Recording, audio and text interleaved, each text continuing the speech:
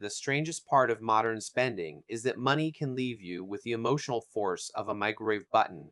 You tap a card, or a phone, or whatever tiny rectangle currently has custody of your bank account. The terminal makes one little beep, which is apparently the official sound of congratulations. You own less money now. And physically, almost nothing has changed. No bills leave your hand. No coins disappear. No wallet gets thinner in a way your brain can file as evidence. The purchase is instant, the loss is real, and somehow the only witness is a tiny machine politely chirping at you. Now, obviously, this is not where we pretend cards are evil little rectangles sent here to ruin civilization. Cashless payment is useful. It is faster, cleaner, easier to track, safer in many normal situations, and if you try handing cash to an online checkout page, good luck with that.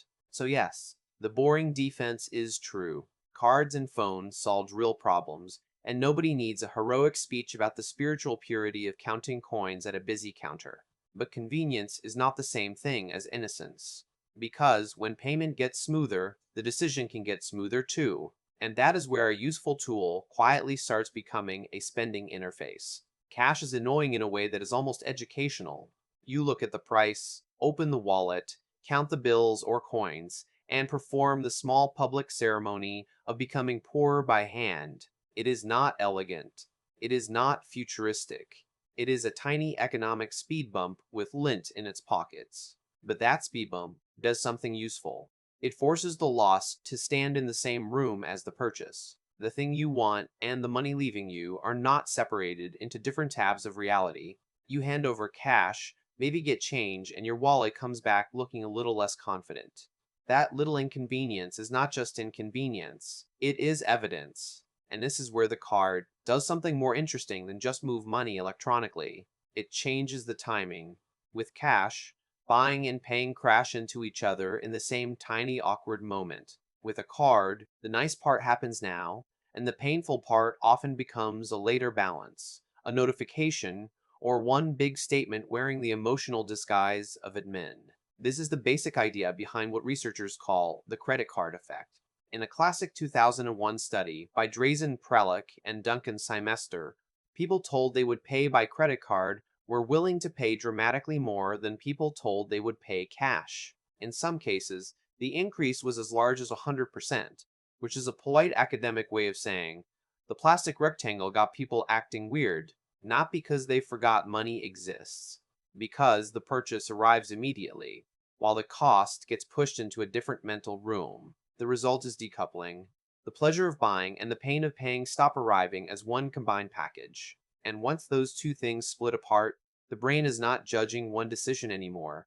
It is judging one fun thing now, and one annoying accounting blob later. Okay, so you might think the problem is just credit cards doing credit card things. Bills arrive later, balances merge, future you gets handed the mess like an unpaid intern with a clipboard. But debit cards should fix that, right? Wrong. Annoyingly, in a 2015 debit card experiment, average bids were still 22 to 54% higher with debit cards than with cash, which means the money leads now does not automatically mean the brain feels it leave now. A Dutch central bank study made the same basic point from another angle. Electronic payments hurt less than cash, and the especially painless ones were the smoothest ones. Contactless payments, mobile taps, and online methods like Ideal, cash was rated the most helpful for preventing overspending. Contactless mobile phone payments were rated the least helpful, which is not exactly a glowing performance review for the Magic Pocket rectangle. So the issue is not just debt, or bills, or forgetting the future exists. It is transparency. The fewer pieces of the payment you can see, count, hand over, or physically lose, the easier it is for the cost to arrive quietly. Once payment becomes less painful, the next obvious design goal is brutally simple. Make the payment moment smaller, not because every app has a secret villain room with a giant button labeled financial regret, because if fewer people hesitate, more people finish checkout. This is where the story moves from payment methods to payment interfaces. Save cards, delivery apps, and one-click checkout do not just make buying faster. They remove the little checkpoints where your brain might ask, wait, are we doing this? A Cornell study of 977 customers found that after adopting one-click checkout, spending rose 28.5% over the next 15 months. Purchase frequency rose 43%, and the number of items bought rose 36%, which is quite a lot of, oops, it was convenient. The key change is not that typing your card number was a sacred ritual of financial wisdom. The key change is that saved payment details make today's checkout feel pre-approved by a version of you from months ago. So the cash register becomes less like a moment of decision and more like a permission slip you already signed before the purchase even knew it existed. At this point, the story stops being only about your personal discipline, which is good news for your ego and bad news for the system, because the buyer experiences this as convenience, but the seller experiences it as conversion. Every pause in checkout is a tiny escape hatch where someone can rethink the purchase, close the tab, check the price, or suddenly remember they own food at home. So if removing steps creates more completed purchases, the market does not sit there stroking its chin like a philosophy professor. It removes steps, not because every platform is a cartoon villain, but because the incentive is embarrassingly clean. Less hesitation means more finished carts, more taps, more orders, more little beeps successfully converted into revenue. So really, the question is no longer just why paying feels different. It is who benefits when the moment of hesitation gets engineered out of the room. So the obvious fix is, fine, make spending visible again. Send alerts, show records, build budgeting apps, make the phone yell every time your money quietly walks out the door. And to be fair, visibility does matter. Dilip Soman's work found that past spending restrained future buying more when people had to write down what they paid, and when their wealth was depleted immediately instead of later. Basically, the brain behaves better when the receipt is forced onto the table and not hidden in the accounting basement. But here comes the annoying twist. A South Korean credit card reminder study found that reminders increased the salience and memory of expenses. Good news. But among light to medium spenders, overall spending still increased, possibly because people outsourced the mental bookkeeping to the phone. So information helps, but it is not the same as felt friction. A reminder can become another part of the convenience machine, just with better manners. So where does all of this leave us? Not with panic. Unfortunately for anyone hoping for a clean villain and a dramatic banjo sting, the broadest evidence is more annoying than that. A 24 meta-analysis looked at 71 papers across 17 countries with more than 11,000 participants, and it found a small but significant cashless effect. People do tend to spend more with non-cash methods than with cash. Small is doing important work there.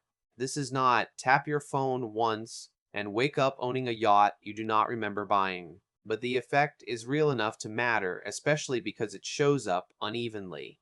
It is stronger for conspicuous or status signaling purchases. Basically the stuff where the item is partly buying you a tiny social costume. It is weaker or absent for pro-social spending like donations and tips, which suggests motivation still matters. And the effect has generally weakened over time, probably because people are adapting as cashless payments become normal. So no, the card is not mind controlling you. It is doing something less dramatic and more irritating, tilting repeated decisions a little in the same direction. And this is why the practical answer is not throw your card into the sea and start living like a suspicious medieval merchant. In the US payment diary, credit and debit cards together made up most monthly payments in 2023, while cash was down to 16%. In the UK, cash fell from 58% of payments in 2009 to 9% in 2024, which is less a trend and more a public disappearance act. So the question is not whether you can escape cashless spending entirely. As a society, sure. As an individual, not really. The useful question is where low friction is most likely to ambush you. Delivery apps, saved online cards, tiny purchases, subscriptions, upgrades, and status stuff wearing a tiny hat that says, "You deserve this." That is where adding friction actually makes sense. Check the total weekly, remove saved cards from risky places, add a pause before repeat impulse categories, and make subscriptions prove they still deserve rent in your bank account. Not because cards are evil, Because your attention is limited and the checkout page knows exactly where the speed bumps used to be. So now we are back at the counter with the tiny beep doing its little unpaid acting job. And the point is not that using a card is stupid. It is not that rewards are fake, or convenience is sinful, or that everyone should return to carrying emergency coins like a financially anxious pirate. The problem is more specific than that. A card is a useful payment tool when you use it as a tool, but it becomes something else when the interface makes every purchase feel less like a purchase. That is the trick. The money still leaves. It leaves when the phone taps, when the saved card fills itself in, when the subscription renews, when the tiny receipt joins the pile. The dangerous part is not that the payment failed to happen. The dangerous part is that your brain may not feel it happen in time to care.